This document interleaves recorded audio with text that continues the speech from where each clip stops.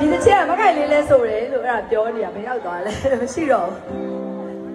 အဲ့ဆိုတို့နှစ်ယောက်ဆိုပဲနော်တို့တိုက်တက်မလဲသူကဖြစ်မှာဟုတ်လားလူကြီးစိတ်ဆိုးပြီနော်လူကြီးစိတ်ဆိုးတားလေ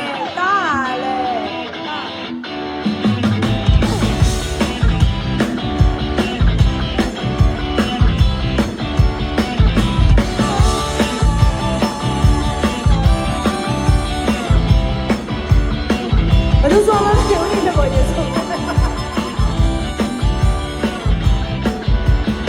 အမေရမေပြောလေတဲ့ချိုလို့မခိုင်လေအိုးမင်းချီလေတဲ့ချိုလို့ဘာလို့လဲနေလေတောင်းကြပါတလေအိုးမင်းချီလေတဲ့ချိုကကြိုက်လို့ယေအတော်ရင်ထဲကမင်းတို့အချင်နာများ